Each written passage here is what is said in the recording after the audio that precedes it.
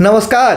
कहानी कलश में आपका हार्दिक अभिनंदन है। और आज मैं विष्णु प्रभाकर की 5 लघु कथाएं लेकर उपस्थित हुआ हूं और यकीन मानिए पांचों लघु कथाएं एक से बढ़कर एक हैं। ये मैं आपको विश्वास दिलाता हूं। सत्य, अहिंसा और ये गांधीवादी विचारधारा के विष्णु प्रभाकर जी हैं। और यकीन कीजिए जो चरित्र के का जो बदलाव है, हृदय परिवर्तन है, उनकी लघु कथाओं में आप देखेंगे। और ऐसा कोमल, संवेदनशील और भावों को उद्वेलित कर देने वाले जो भाव आते हैं, उसमें जो हृदय परिवर्तन होता है, पात्र का बिल्कुल कायाकल्प हो जाता है और एक संदेश जो देकर जाता है वो अद्भुत है। आप खुद ही सुनिए, लघु कथा आप सुनेंगे तभी आप कुछ निर्णय कर पाएंगे। तो मैं आइए सबसे पहले लघु कथा सुनाता हूं।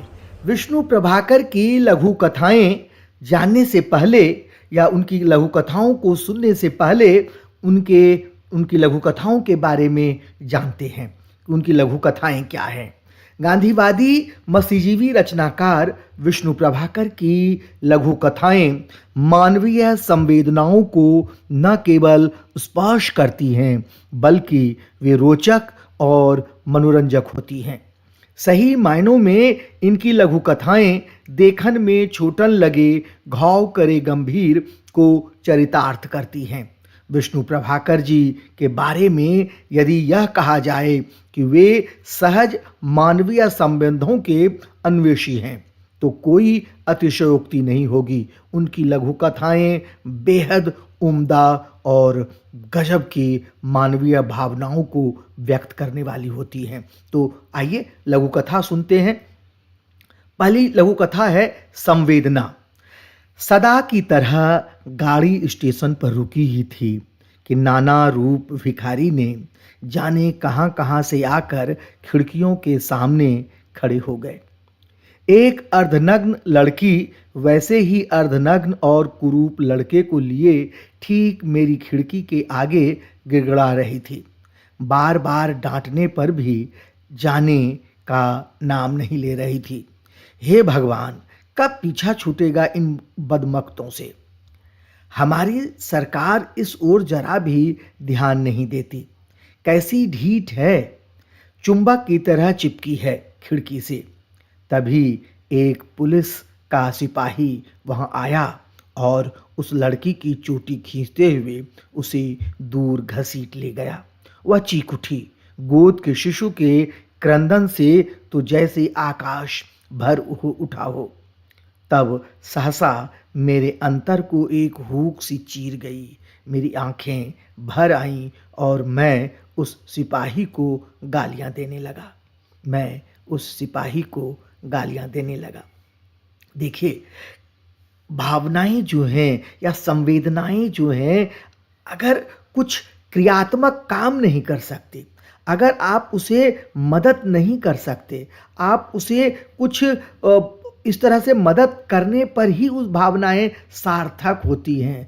सिर्फ छूछी या केवल भावनाएं व्यक्त करने से, भावनाएं या संवेदनाएं व्यक्त करने से बात नहीं बनती है। लेखक ने ऐसे लोगों पर किया है, जो व्यंग किया है, जो सिर्फ भावनाएं व्यक्त करते हैं, संवेदनाएं व्यक्त करते हैं, मुंह से सिर्फ बोलते हैं, जबकि उसे क्रियान्वयन करना चाहिए। क्या क्रियान्वयन करना चाहिए, ये तो सोचने की बात है। ऐसी समस्याओं को कैसे दूर किया जा सकता है, जब तक कि ठोस कदम नहीं उठाया जाएगा तब तक सिर्फ संवेदना व्यक्त करने से समाज में कोई बदलाव नहीं हो सकता, कोई परिवर्तन नहीं हो सकता। तो इस ओर लेखक ने ध्यान दिलाया है अपनी संवेदन कहानी लघु कथा के माध्यम से। बेहद उम्दा लघु कथा है। अगला, नपुंसक। मकान मालिक के पास नंबर 2 के पैसे का अक्षय भंडार था। इस अहंकार की सीमा भी नहीं थी, पर उनका शरीर दोहरा हो चुका था। वह सभी अर्थों में कुबड़े थे। सुदृढ़ शरीर वाला उनका किराएदार यद्यपि ईमानदार और शांत स्वभाव का था, पर थोड़ा शरारती था। दोनों पड़ोसी थे, इस कारण प्रायः खंग हस्त हो उठते थे। खंग वैसे मकान मालिक की वाणी में रहता था, क्योंकि हाथ के खंग का प्रयोग वे नहीं कर सकते थे। उस विचित्र युद्ध को देखने प्रायः तमाशबीन भी आ जुटते थे। उस दिन भी आ जुटे। उस दिन मकान मालिक के खंग की धार कुछ अधिक ही तेज थी। वे अग्निशर्मा होकर घोषणा कर रहे थे, मैं तेरा सत्यानाश कर दूंगा, तुझे भीख मंगवा दूंगा, तुझे कहीं मुंह दिखाने लायक नहीं छोड़ूंगा, तेरी बीवी बच्चों को। बस बस, सौम्य दर्शन किराएदार ने गंभीर होकर उत्तर दिया, तू सब कुछ कर सकता है पर एक काम नहीं कर सकता। मैं सब कुछ कर सकता हूँ, मैं वह काम भी कर सकता हूँ। मकान मालिक सप्तम स्वर में चीखे, तू मुझसे आंख तक तो मिला नहीं सकता और क्या करेगा? सौम्य दर्शन किराएदार ने शांत स्वर में कहा और मुस्कुराते हुए अंदर चला गया। क्या क्या? मकान मालिक का दंभ टूट चुका था और तमाशबीनों का मुंह खुल गया था। वे हंसते हंसते दोहरे हो रहे थे।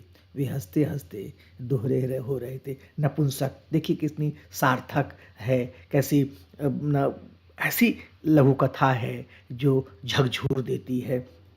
अगली लघु कथा पर चलते हैं, पश्चाताप। भूषण जब प्रिंसिपल के कमरे में आया तब उसके हाथ में तेजाब की एक बोतल थी। आगे बढ़कर उसने उस बोतल को मेज पर रख दिया। प्रिंसिपल ने दृष्टि उठाकर पूछा, क्या है? तेजाब की बोतल। तेजाब की बोतल? क्यों? मैंने तुमसे बोतल लाने को कब कहा था? जी नहीं, आपने नहीं कहा था, भूषण ने कुछ सकपकाते हुए कहा। तो फिर क्यों लाए हो? प्रिंसिपल ने कौतूहल से पूछा। जी, भूषण ने साहस बटोर कर शीघ्रता से जवाब दिया, जी मैं इसे चुरा कर ले गया था। जैसे वज्रपात हुआ। प्रिंसिपल ने हठात भूषण को देखा, बोतल को देखा, फिर भूषण को देखा। विश्वास नहीं हुआ। पूछा, क्या कहते हो? भूषण शांत हो चुका था। बोला, जी मुझे तेजाब की जरूरत थी, इसलिए 1 महीना पहले मैं इसे साइंस रूम से चुरा कर ले गया था। प्रिंसिपल साहब का कौतूहल बढ़ता ही जा रहा था। पूछा, 1 महीना पहले? जी हाँ, लेकिन अब तक इस्तेमाल नहीं किया। जी, कर नहीं सका? क्यों? जी, जब भी करना चाहता था तो दिल कांपने लगता था। फिर क्या होता था? जी, मैं उसे अलमारी में बंद करके रख देता था। फिर भी मन को शांति नहीं मिलती थी। लगता था जैसे मैंने कोई बुरा काम किया है। प्रिंसिपल ने यंत्रवत कहा, और शायद इस तरह 1 महीना बीत गया। जी हाँ, इसी तरह 1 महीना बीत गया, लेकिन अब मुझसे नहीं रहा गया। मैं इसे यहाँ ले आया हूँ। मेरे पास क्यों लाए हो? वहीं क्यों नहीं रख दिया जहाँ से ले गए थे? जी, यह तो एक बार फिर चोरी करना होता। प्रिंसिपल का मन जैसे खिल उठा। प्रसन्नता से गदगद होकर वह बोले, बहुत अच्छा, तुमने बहुत अच्छा काम किया है, मैं तुमसे बहुत खुश हूँ। यह कहकर वह फिर अपने काम में लग गए, पर भूषण वहीं खड़ा रहा। उन्होंने देखा तो पूछा, अब क्या बात है? भूषण ने कहा, मुझे सजा तो मिली नहीं। प्रिंसिपल मुस्कुराए, बोले, 1 महीने तक तुम पछतावे की आग में जलते रहे हो, वही क्या कम सजा है जो मैं तुम्हें और सजा दूं? यह कहकर वह फिर पहले की तरह अपने काम में लग गए। कैसी हृदय परिवर्तन! गांधी जी का यही तो था, हृदय परिवर्तन में विश्वास करते थे और गांधीवादी विचारधारा के प्रमुख लेखकों में से एक माने जाते हैं।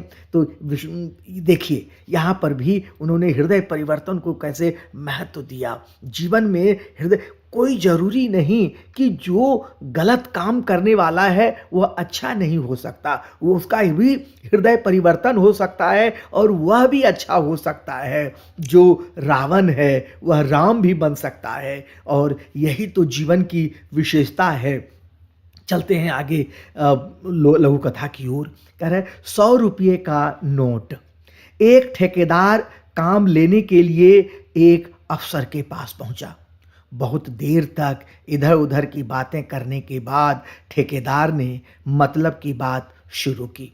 साथ ही उसने चुपचाप 100 रुपये का नोट जेब से निकाला और मेज पर रख दिया। अफसर ने नोट को देखा, पर उसने उस बारे में एक शब्द भी नहीं कहा। दूसरी बातें करता रहा। कुछ देर बाद बोला, सिगरेट पियोगे? अवश्य, ठेकेदार ने जवाब दिया। मेरे पास है, लीजिए। यह कहकर उसने सिगरेट निकाली और फिर दिया सलाई जलाकर उठा कि अफसर की सिगरेट जला दें। अफसर ने इसी बीच में नोट को उठाया, उसकी बत्ती बनाई और दिया सलाई से जलाकर अपनी सिगरेट सुलगा ली, मानो यह कोई रद्दी कागज था। उसी अदा से उसी अदा से जिस तरह दिया सलाई बुझाते हैं, उसने नोट को बुझाकर नीचे फेंक दिया। क्षण भर में 100 रुपये का नोट बेकार हो गया। दोनों ने उसे देखा, पर जैसे कुछ हुआ ही नहीं हो, पहले की तरह बातें करते रहे।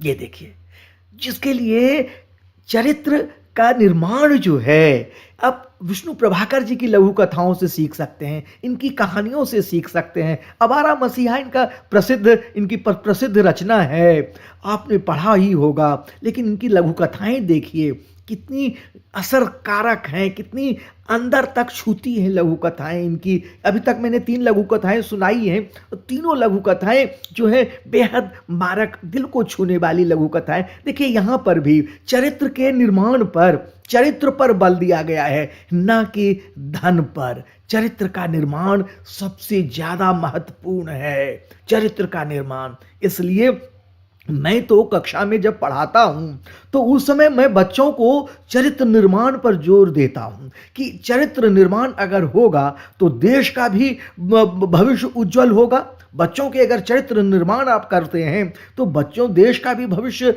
उज्जवल होता है, और उस बालक का, उस परिवार का, उस समाज का तो उज्जवल भविष्य होगा ही होगा। ये ऐसा मैं मानता हूं। तो देखिए लघु कथा कैसी है, चरित्र पर जोर दिया गया है। आगे चलते हैं। अगली लघु कथा है कर्तव्य निष्ठा। अचानक आधी रात के समय कुछ लोगों ने विलियम्स कार्टराइट की मिल पर धावा बोल दिया।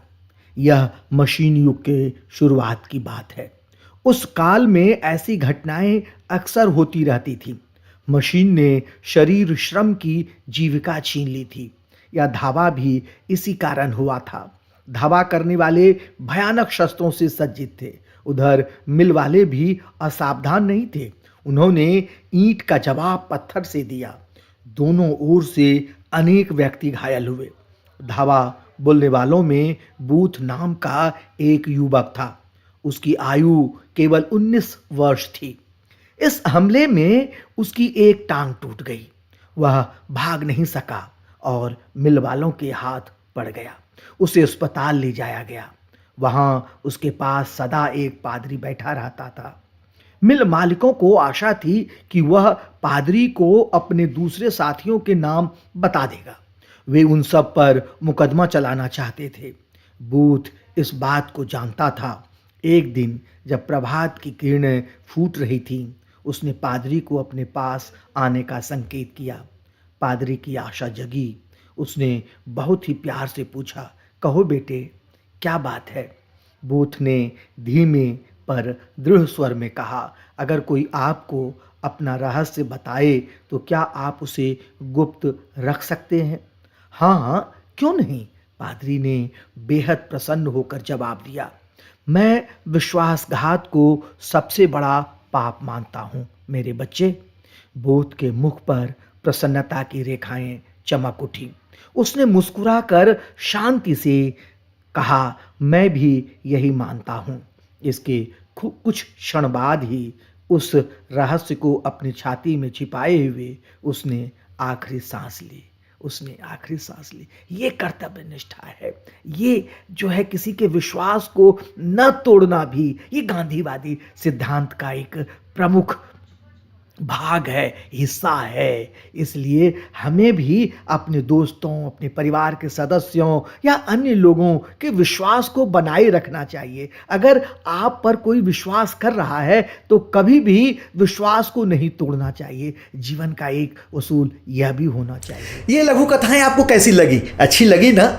जरूर अच्छी लगी होंगी। मैं ऐसा विश्वास दावे के साथ कह सकता हूं कि विष्णु प्रभाकर ऐसे गजब के लेखक हैं, ऐसे महान लेखक हैं जो लघु कथाओं के माध्यम से, अपने साहित्य के माध्यम से समाज पर गहरा प्रभाव छोड़ता है, गहरा प्रभाव छोड़ता है। और वही लघु कथाओं के माध्यम से, उनके पात्रों के माध्यम से जो वो एक संदेश देते हैं वो गजब के होते हैं। और यही संदेश तो हमें ग्रहण करना है, अपने बच्चों में वही संदेश तो देना है। तब तक के लिए मैं अपनी वाणी को विराम देता हूँ। बहुत बहुत धन्यवाद।